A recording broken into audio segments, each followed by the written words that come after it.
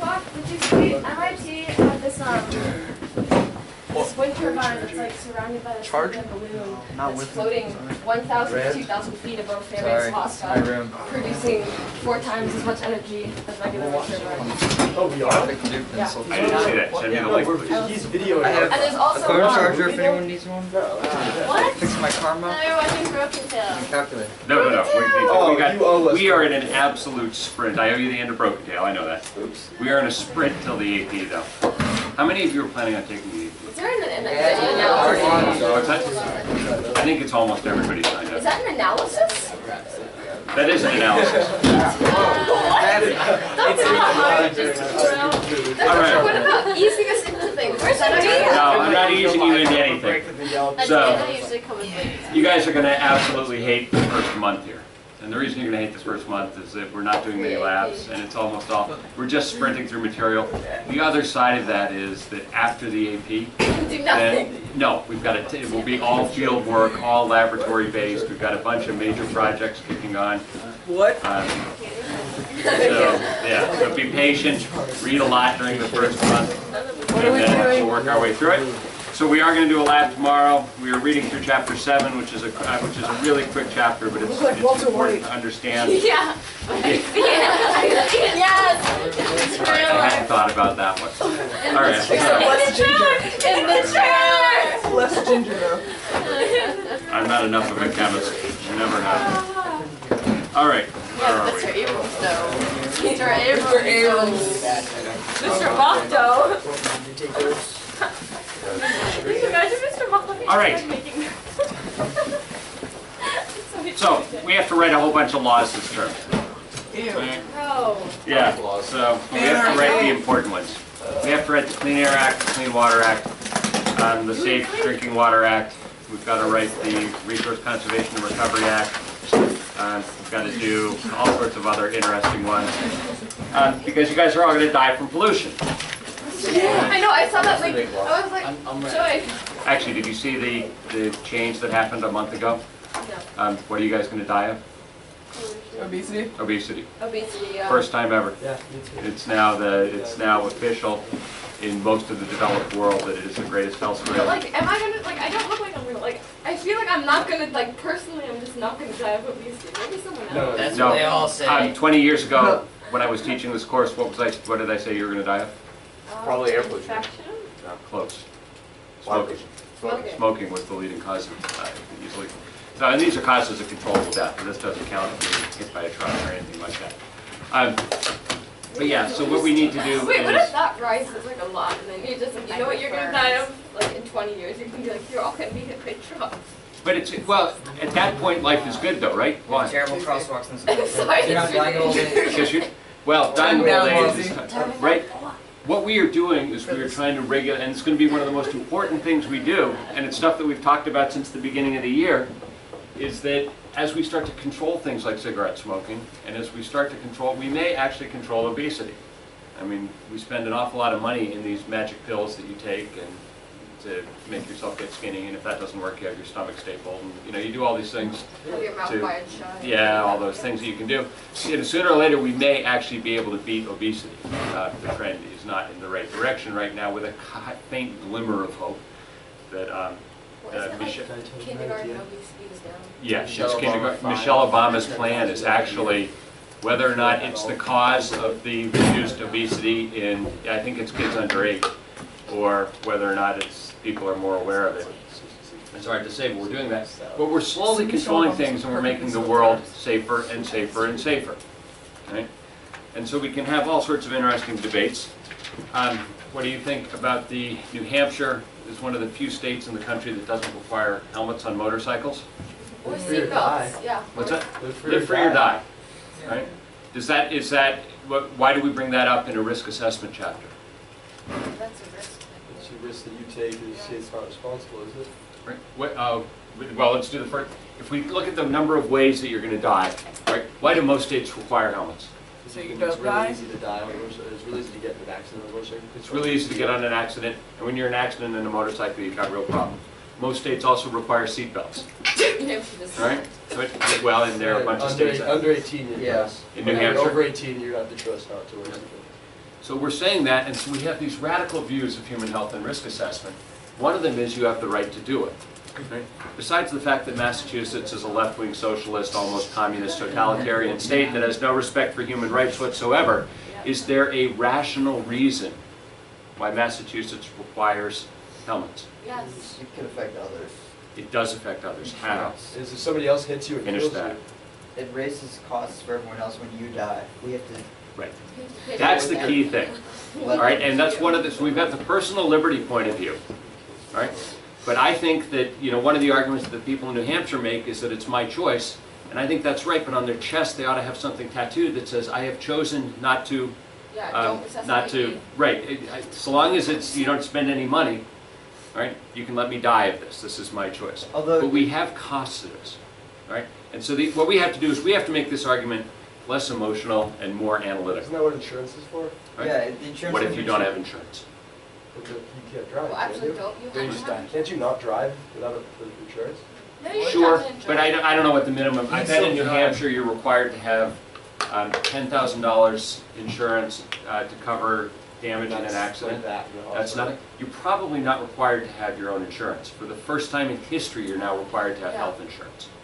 Right? Until very recently, you were not required to have health insurance. Yesterday. That's a Right? problem for the So if doctors. you go and you hit the guardrail at 75 miles an hour with your head, all right, and you don't actually die and they take you to the hospital, it's going to generate a $200,000 bill.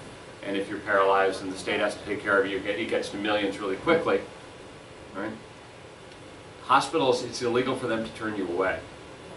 Right? Hospitals must treat you. The state must care for you at a basic minimal level. Right? And so what Massachusetts has said is that the motorcycle helmet law, right, has an ethical component. Don't want to talk about that. Right? We'll talk about protecting yourself, whether or not the government has the right to tell you to protect you. But what Massachusetts has said is that the helmet law saves the Commonwealth millions of dollars because it cuts down.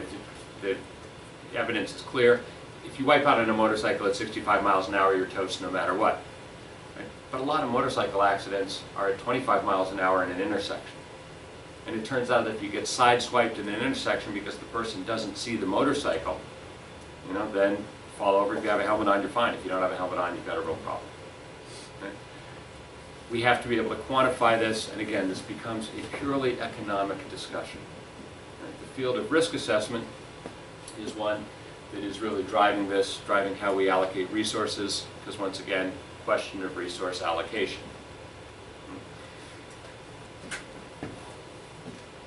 We need to talk about why you're going to die. Okay? Right now, at age, most of you are 15, 16, or 17, right? What are you going to die of? No, not at 15, 16, 17. You have a really low chance of dying. Probably an accident, a freak accident. Car accident? Yeah. All right. What is the most likely reason you'll die in a car accident? Drunk driving. Drunk driving, and you're not wearing your seatbelt. Right? We can quantify all that. Right? Does the government think that's a serious concern? Yes. How do you know? You see, Wear a seatbelt? You see, like, government things. They about spend it. Putting money Awful into ads it. they make you watch at your driving class. Right? And they advertise that, right, we go the command and control, education, research. The, like, not driving class, but I remember at my old school, they had this whole, it was like a 20-minute video about this girl who died in a car crash, and there was like a copter that took her body. It was really scary. Right, and you're going to see that same video. It's probably a different person in a different place, but you're going to see that. What, did you see it in Choices this year, fourth formers? No. No. Not the drunk driving video. If you don't see it this year, you'll see it next year, fifth form. Did you hear there was a guy with Ebola in Canada? No. That's like, Had he left Guinea? yeah, I think he was in, I don't know, he went somewhere on vacation. Guinea right now is facing an epidemic. Hundreds of people died Ebola. It's from terrifying. Ebola. Yeah, it's scary stuff. So we go through and we look at all these things and we say that, yeah, at your age now we want to pay attention to lifestyle factors. Do we need laws to protect you? Our government says we do. Right? We say that we want to protect you for two reasons. All right? Technically, if you're under 16, then you have no brain and you can't make decisions about anything. So the government should decide for you. Even in New Hampshire, apparently, they've decided that if you're under 18, you can't make a decision for yourself and you have to wear a seatbelt. So we go through and do that. We also look at disease, and the one we're going to pay a lot of attention to is environmental toxins. What we need to focus on first is we need to focus on understanding what the actual risks are, right? And how to address those risks in order to maximize the efficiency of resources. Cause and effect is not always easy. I'm going to leave the lifestyle stuff out. You know, we sort of already did the overnutrition, and you guys know a lot about smoking, and we'll talk about some of the other things, and that's not really what this course is about. Are you worried about air pollution? Well, now I am. After reading the thing. Enough in our lifetime. Not here. Not In fact, what's happening to the quality of the air around you? Getting It's better. going down. Better. In the United States, it's getting better. Even in places like Oregon. Because isn't it on the West Coast it's getting down, but on the East Coast it's not? The West Coast is getting hit by pollution from China, but that is a very low level. Okay. In general, even in urban areas, right, air pollution is getting better even in the West Coast. Because we're so conscious about it now? Partly. What's more important than being conscious about it? We're stopping. Laws. What, we have a bunch of laws. Yeah.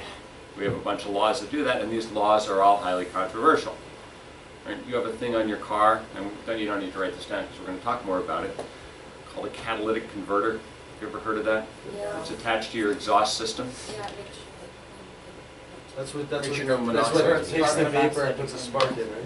Yeah, no spark, it's just heat. It is a source of energy. It sits in your exhaust system, right? It's full of platinum beads. Right? And it converts Platinum is really expensive. Right? It converts what? carbon monoxide into carbon It dioxide. oxidizes carbon. And we'll talk a lot about that. Right? When carbon is fully oxidized, what gas do you get? CO2. CO2. Right? CO2 is a problem only because of Global it's a greenhouse gas. Right? Climate change. Carbon Alright. monoxide is poison. If it's partially oxidized to carbon monoxide, that's an extremely toxic You gas. die when you turn your car on in the garage. Right. Yeah. When you turn your car in the garage and you put the hose from the exhaust into your window, all right, it's carbon monoxide. Carbon monoxide deaths are really, you have, according to Massachusetts state law now, you have to have a carbon monoxide detector in your house. So it beeps and all that. Ours started beeping the other night, and I'm nervous about it all the time. And it turned out it was just a battery problem. I had the opposite. Get the Like, nest. Like 2 years ago Christmas, it was beeping in my ear. It's like, oh, it's a battery problem. So I Interesting. spent like 30 minutes downstairs trying to fix it That's- until the fire department came and they're like, no, you have carbon monoxide. I was like, That's I the could've problem with died. having parents who are PhDs and MDs and all that other stuff. All right, so we do it. So, and the other thing is that we have these things called hydrocarbons, and we'll talk a lot about hydrocarbons because when the gas burns, it doesn't completely burn. You get little bits of soot, and even in today's burners, even in today's car engines, you still get a lot of these hydrocarbons, and they're bad. And if you oxidize a hydrocarbon, the carbon turns into carbon dioxide, and the hydrogen turns into water. So when you have the catalytic converter is a really good idea. What's it? Is that why water drips out of the exhaust pipe? Yes, oh, that's definitely condensation dripping out when your exhaust pipe is still cold, so it's collecting on it.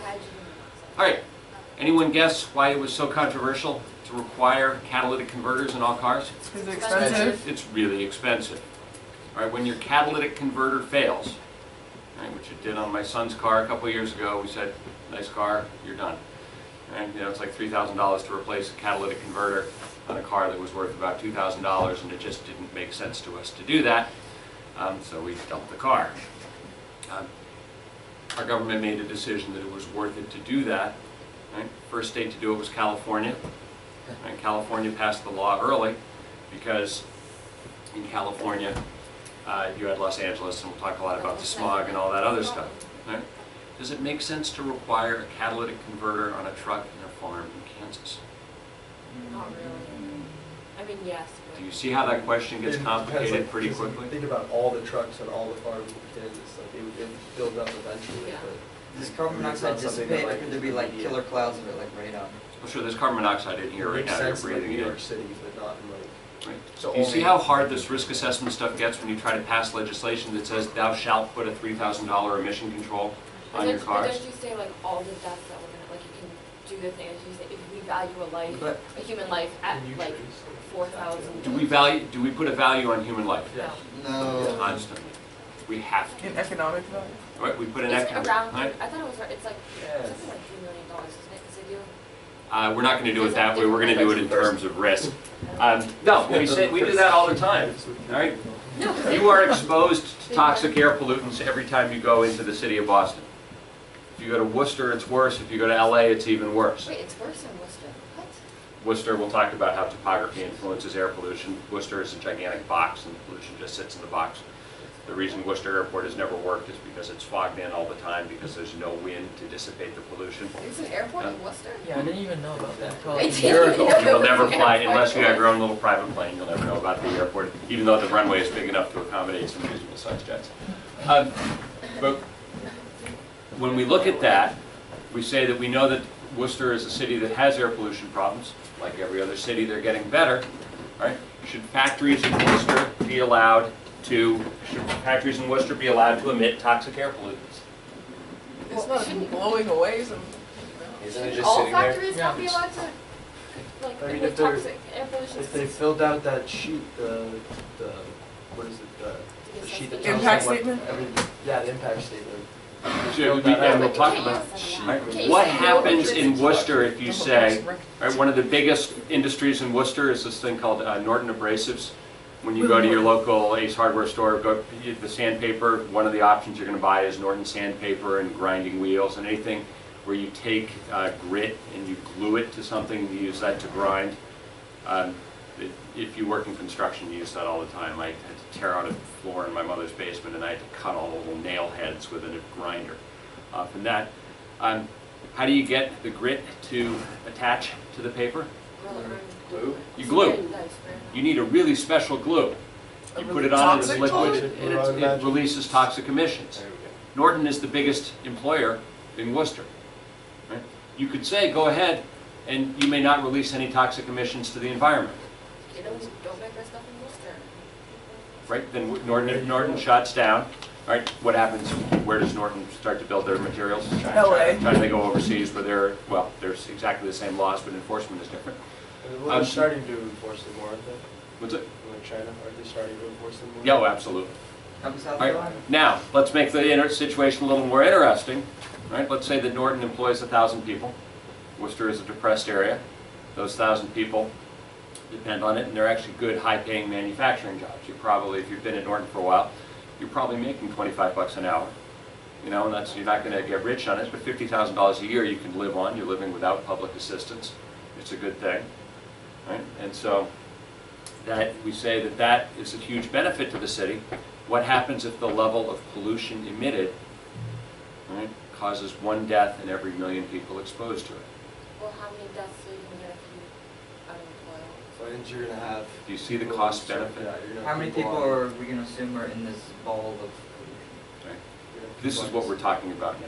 Well, you can Right? If we were to emit toxic levels that killed 50 people a year, I think that's But their By taxes and pay large- for. right, I think by and large as a society we would say no. but like One one town. If it killed 1 person every 20 years, Then we would I wouldn't know. want it. right? I mean, that's... I don't think karma is the Well, right can- I concept don't to think that- apply to the thing this. is, like, we Let's can't say just let's ignore remain that it was economic. Can we You not- would have to be like We- literally perfect not to kill anyone ever. Like Yeah. and there's no way to say that like But you can't even do the long-term assessment. everyone Because would it's kill your- one person. Oh, you have to. No, but can't you, I mean, you can say like, well, Great according to our assessment right now, but that doesn't like predict future technologies. Because if it's like, if it's 1 person every 20 years, they die at the end of the 20 years. And we're going to talk about why the Clean Air Act does this so brilliantly. The Clean Air Act says it allows for this. All right, so that's what we're really trying to look at now, is we need to be able to make that decision. And again, go to Dr. Humphrey's classroom and argue whether or not 1 in 1,000,000 people is a reasonable price to pay for employment. If we can show that those people who were employed are going to have access to better health care and are therefore going to die less and will actually save 5 people per million, then it's pretty easy. Right? We can also say that let's give the people better access to health care and clean up the air pollution, and that would be the world's best world. You have no money. But it's really tough to do that kind of a thing. So we're going to go through this rubric. And you guys are going to poison these wonderful little aquatic crustaceans tomorrow. So Poison. sweet. You are. And you're going to poison them with agricultural... What am I doing? You can keep the ones that survive. You can raise them up and name them and be part of next year's Pets Chapel Talk. So, a crab. but it's a shrimp. It's a shrimp. My pet shrimp. They're a little smaller than a grain of rice, so if you'd like to eat your Daphnia, feel free. I actually don't, because we're gonna. All right, but what we're gonna poison them with is fertilizer. Anyone see the cost-benefit analysis pretty quickly? Yeah. I just have a comment about fertilizer. Can I say it? Sure. Awesome. Okay, so while we were in Florida for lacrosse preseason, here it goes. Randy made us do burpees in the rain. So literally everyone got rashes the next day because of the mixture of like sweat and rain and fertilizer. Yeah, it wasn't fun. But I got it the worst because I'm pale and I have sensitive skin. Yeah, it was really fun. I'm sorry. That's all right. We've had it happen out here before. But that's, well, I mean, we can do risk assessment on any level. And Mr. Duma, who's head of our Buildings and Grounds Department, is actually really conscientious about this stuff. Because 20 years ago, we put out gobs of fertilizer and herbicide and pesticides and things to kill the fungus and all that. And people would come, the lacrosse players would always, the boys lacrosse players always had these horrific rashes between the shoulder pads and the elbow pads where they got, you know, from going on the ground and all that. Girls were just covered with toxic rashes and all that, and he's worked really hard. Should we say we're not going to use pesticides on the fields anymore? Use a Right? better Do you agree you've done a pesticide. cost-benefit analysis in your head? A minor rash for 1 day every 2 years is worth having bright green grass? Right? What would happen if it tripled your chances of skin cancer? They're not worth it. Right? That's a risk assessment. And then you should just get turf. And then you should just Yeah, get then we should put in turf at the Or we should track. make the second formers hand weed all the fields. Yes. There you go. That's when you go to dune school in India. That's what you see the people out there with their little weeders. Make it a pulling the work weeds out by program. hand. You don't use little Iron tools. cells. Use All right. The formers speak Oh, of I weed. clapped still on non-daylight savings. True. All right, Excuse me. we got to do three things. We got to do the three most important vocab. Now you should actually start writing stuff down because you're warmed up and we've been here for a while. Cause and effect is tough. Right? What caused the rash on your skin? Fertilizer. It's not the fertilizer. It could be the fertilizer. It could be the pesticide. It could be a naturally occurring fungus. It could Right. be your skin. Should we work to protect Lizzie's skin, or should we work to protect people who are not red-haired and fair-skinned? Right? It's got this, right? It's, yeah, I mean, it's No, but less, I don't everyone on the actually team plan to got pick. it. Everyone- Everyone on the team got it, it would be easy, but you got it worse. Yeah. So, what does the stuff do? Right? And we're going to go through this in a very formulaic way whenever, not, I guess, on Friday. Right? We need to be able to determine what the effect of pollution is on people, and that's really hard to do. Right? We look for symptoms. If we see a skin rash, we assume it's something that's topical, but it might not be. If people have trouble breathing, we assume it's something that's inhaled, but it might not be. Right? We don't know what the symptoms are, we don't know how the symptoms are related to the causes. Right? That can be very challenging in the field of air pollution. Right? We know what carbon monoxide does. We know what hydrocarbons do, sort of. Right? But in general, these things cause real problems trying to assume what the cause and effect are. Right? We can do it in the laboratory, and we'll talk more about this. Right? What's the best way to find out if the fertilizer causes skin rashes? Put it on a rat. Right? Yeah, if we shave a rat and we paint it with it, and this rat gets a skin rash, right? Or a mouse, or a rabbit, or if it's something that we really care about, a chimpanzee. Why do we like to use chimpanzees? Similar to us. They're similar to us genetically. We tend to behave the same way. Lab mice, isn't that the reason why we chose them? Because we have like similar biological responses. Let's debate that one a little. That was the conventional wisdom, was that mice are genetically have a response. Mice and rats are somehow more similar to humans than other mammals. It's not completely clear that that's true, but they're all mammals. So we have all these tests in our lives. So we can do this, and we need to talk a lot about laboratory studies to assess this stuff. We can also take a look at the lacrosse team over the past years, and we can say what percentage of you got rashes, and how does that compare to the teams that went down and practiced on the turf field?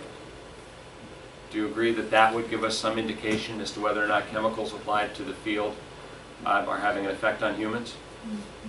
Epidemiological, can you do the etymology of that? Where does that word come from? Epidemiological. Epi means? Disease. Nope. People. No. Nope, nope, nope, nope, nope. Epi means upon. What's your epidermis? Skin. Right, the upper layer. Epi means upon. Demos, People. people. All right, that would be dermos, demos. Dermological. And logo is study of. Epidemiological study, study of the effect of things upon people. All right, epidemiological studies are contrasted with laboratory studies. All right, if you don't know anything about that, if you don't remember anything from today, please remember that. All right, we look at what the symptoms and causes are, try to figure out what they are, try to figure out what is causing them. The two ways we do that, laboratory studies or epidemiological studies. Right, we frequently say that something is a carcinogen. Right, what do we mean by saying something is a carcinogen? Increases the chance of cancer. What? Increases the risk of cancer or just causes cancer. Right. When we say it's a carcinogen, we say it means it causes cancer. How do we know that? Tests with rats. Is DDT a carcinogen? No. Yep. How do we know it's a carcinogen? Because do we give people cancer? No. That's the right way. That's the right question to ask. Right? We don't know of anyone who's ever gotten cancer because of DDT exposure. Why do we know that DDT is a carcinogen? If you paint a rat with it, or if you pump a rat with it until it looks like a watermelon, right, it turns out they get cancer. Right? So, right, there are lots of things that cause cancer. 100% of the That's time? best. 100% of the time? We can look that up. I suspect that at some doses 100%, and that's what we're doing in lab all day tomorrow. So, we already sort of did this one. I remember when this became a thing. You know, I don't want to talk too much more about this. Yeah, you remember when Bloomberg banned the large drinks? It's so ridiculous. I mean, like, I went to the never movie. drink anything larger What I than want you to 60 do ounces. That's gross. for the rest of this term, I want you to start off by saying that's really stupid. All right, and then I want you to immediately step back and say that Bloomberg was not an idiot. No, yeah, it's No, no, no, This would be no, I it. agree with this. I agree through. Right? What's the, Who would drink more than 16 ounces? It's ridiculous. why did he It's do it? gross. Because For it'll- human health, Because it causes- it's gross to drink more than 16 No, ounces, that's why. it's a cost to society because it's There's a all cost health. I to gotta society. double There's a control. cost to society. It's like I went to the movies the other day and I ordered a small water and it came back and it was like a liter of water and I was like, this is too much. Yeah, well, on your dollars, right? Why am I showing you a map of malaria? And Wait, why It's is really that, temperate why for is that Egyptians. strip like between The Andes. Aren't those really Brazil and temperate The India? Andes. God, this is high elevation. Yeah. All right, and it's actually moved up since this map. Right? Those really Does tropical Florida have waters. malaria now? It will. It does not yet, but it will. Oh, Christ. Yay! So that skin rash from the fertilizer on the field is going to be small potatoes compared to the To those strange malaria hallucinogenic dreams you get. We're gonna from your get malaria? anti-malaria This pills. has something to do with mosquitoes. It has something to do with mosquitoes. How do you control mosquitoes? Kill Drain them. Killing them with You can try draining sweat. You use Tons DDT. and tons of frogs. DDT. Kill them. Frogs are gone. We killed all the frogs. What was that? DDT is Frogs the are gone? frogs are gone. That's one of the themes of it. all All over. right, should we spray mosquito breeding areas with DDT? Yes, That's most rainforest. Those are definitely. rainforest environments, aren't they? They're So tropical. those Yeah, are, that's like if you do that, you're So gonna kill let's a bunch cover of. the Amazon. Too bad. No, you're not. Mosquitoes are terrible. Yeah, but you're gonna kill like. Do you see a very complicated risk assessment? Yes. That's so we can do that. We always have to do it with a comparison of alternatives. We can provide mosquito netting to everyone in the world, Isn't there vaccine? right? Which is much more expensive. There is no vaccination against malaria. That's We Yeah, give but them you the did pills pills. once they it's have just it. new for the mosquitoes. We can do that. We need to talk. There's the big section in the reading that you're going to do for tomorrow that's about the disease. Anyone want to take it based on your extensive knowledge of study of disease? What's the problem with malaria pills? They're really tricky. Did they give you jaundice? There are two basic flavors. There's one that makes you have very strange dreams, Really That's tricky. perfect. Sounds nice. which works pretty well. There's one that Like has really, fewer really side tricky. effects that is less effective.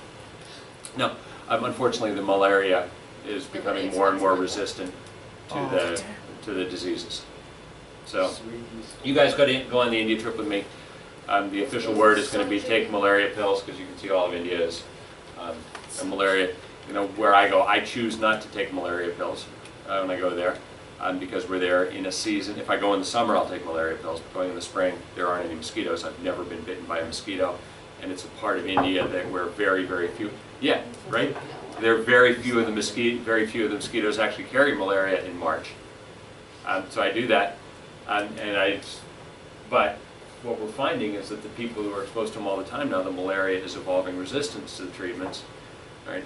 And if I get malaria, it's not a big deal. I will be really sick for a couple of weeks. I'll come home. I'll be on antibiotics to prevent secondary infection. I'll be IV in case I dehydrate too badly and all that.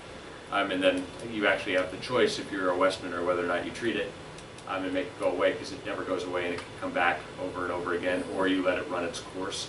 And if you let it run its course, then it's out of your system. But you're really sick for so. Do that. This sounds terrible. I've never used the pills. Well, Isn't it true that malaria has killed like 50% of all humans ever since the I don't know beginning of human time? I read that somewhere. Yeah, it wouldn't I heard surprise that. me because humans appear right here. Yeah, I heard that too. Yeah. Like, out of all Those humans. pills are so, But- I can tell you, I've never had weirder dreams than when I was on the malaria pills. Right. The risk assessment, the approach to malaria, is one of the most complicated things we have. Right? Some of them are easy. This was, some of these things are huge. This is a disease called Minamata Disease that was the result of the dumping of mercury in a Japanese harbor. And people ingested it, and mercury bioaccumulates, and unfortunately it causes birth defects, which causes flipper-like appendages rather than arms and legs. So malaria is really complicated. Things like flipper-like, your legs, arms and legs don't develop normally. They develop without any, there's nothing at the end. There's nothing at the end, and it's just a horrible disease. And it was the product of industrial waste discharges. Mercury bioaccumulates in tissues, so that every molecule of mercury you've ever ingested is still in your body. And then as it moves up the food chain, we're going to talk about this stuff called bioconcentration, where the predators eat all the prey that have a little bit of mercury and it concentrates all the way. All right. Mercury is an absolutely, which is why, or fishing in the Quabbin Reservoir, right, you're only supposed to eat 2 fish a month out of there because there's so much mercury in the Quabbin. I would never eat fish out of the Quabbin. Isn't there a ton of mercury in like protein powder too? Is there mercury There there? shouldn't be. It's banned as a food additive completely. The Protein powder isn't regulated by the FDA.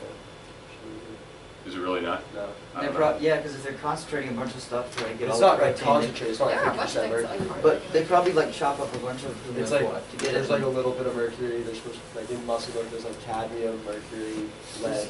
There's this thing at the health center about that.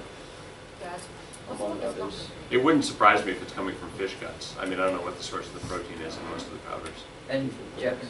Like for the Minamata dumping thing, did they stop after they realized it wasn't cost effective, or did No. they just stop because? It's really expensive, and you almost had to shut down the industries.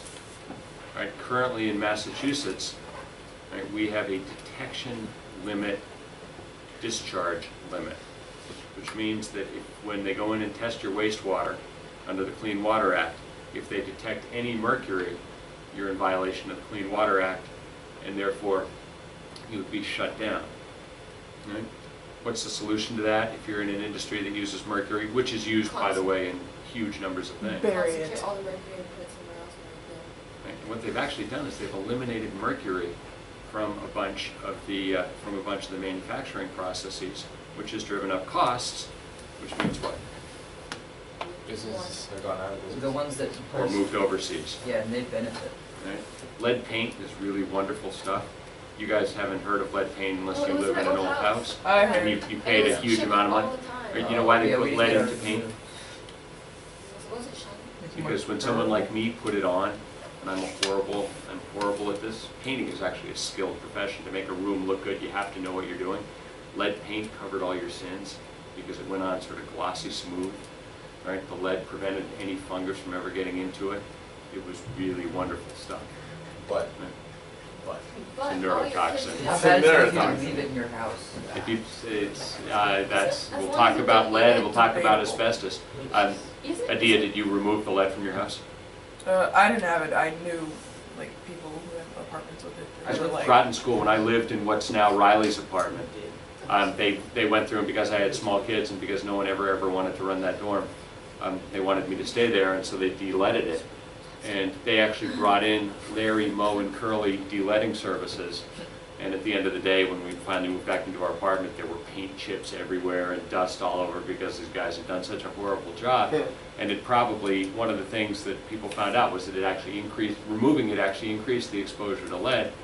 Right? When it was sitting there on the windowsill, it was fine. Right? Why is it only, what's the root of exposure for lead? Ingestion.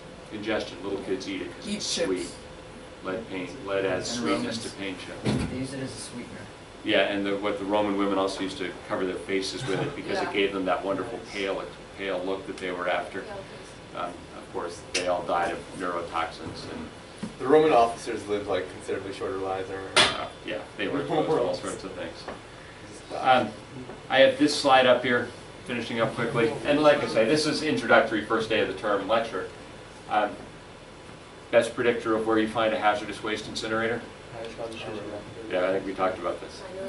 Right? Population of African Americans. Yeah. So we go through and we do that. Whenever we make a decision to reduce emissions, whenever we make a decision about protecting human health, right, it's very important to consider the possibility that the health risk will simply move. Right? It may move overseas, and we're going to talk about the Bhopal disaster in India, which killed hundreds and blinded thousands when a pesticide plant exploded. Right? An American company moved over there because of the lack of enforcement of environmental protection. But we also have to pay a lot of attention in our own society to the fact that we tend to say we really want industries to stay in the inner city. There are a bunch of good reasons to put industries in the inner city. Source of income tends to cause urban renewal.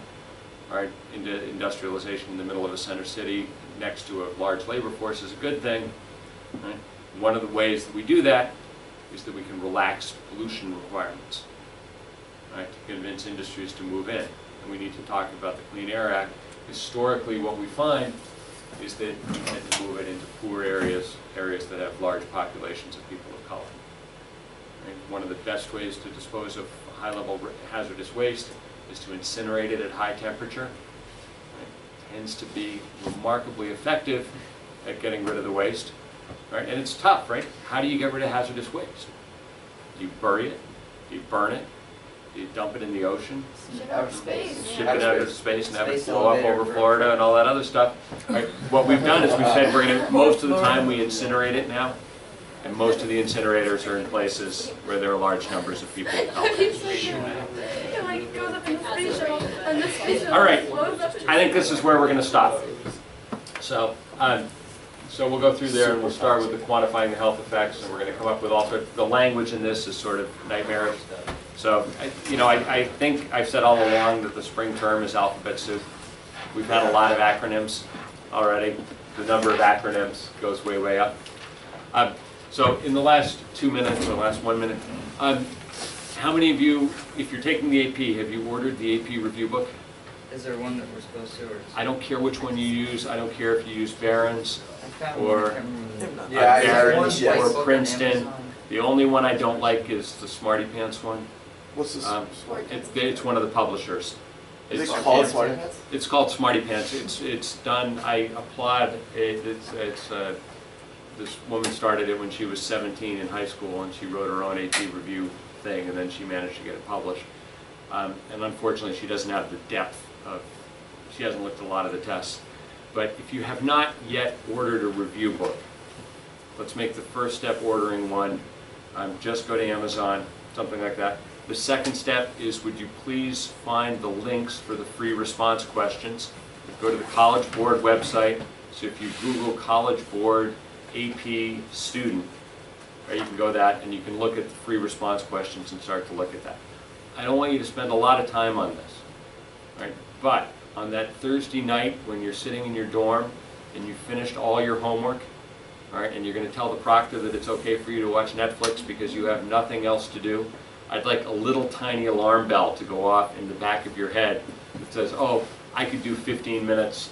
I could do 15 minutes of AP review.